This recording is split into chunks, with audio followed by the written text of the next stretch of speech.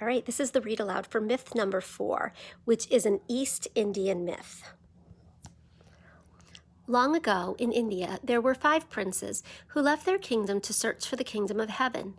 They took food and drink for their journey, and Prince Yudhishthira brought his dog Svana.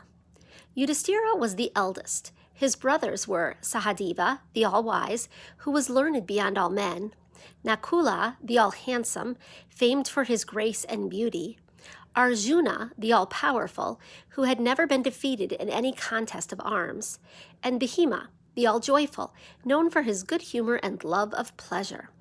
After many days' journey, the brothers came to a fair where music was playing and people were feasting and dancing. Bhima, the all-joyful, said to his brothers, "I will rest here today and be happy and seek the kingdom of heaven tomorrow." Yudhishthira, his brothers, and the dog Svana went on without him. Several days later, the travelers arrived at a large plain where a great army was drawn in ranks facing the enemy. When Arjuna, the all-powerful, saw this, he said to his brothers, "I will fight for my country today and seek the kingdom of heaven tomorrow." Yudhishthira, his brothers, and the dog Savana continued without him. Many days and nights passed.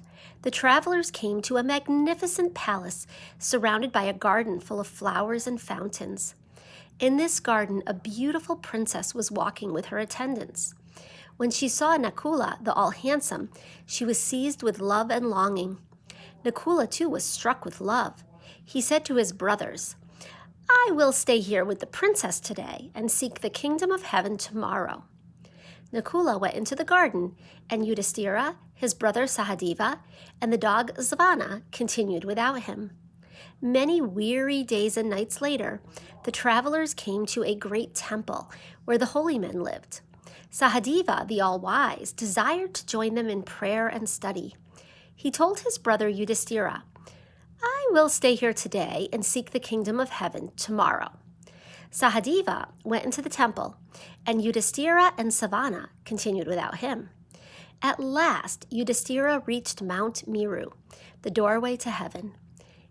Indra, the lord of the past and present, appeared before him and invited him to ascend. Yudhishthira bowed low and replied, "Very willingly I will do so, if I may bring my dog Savana."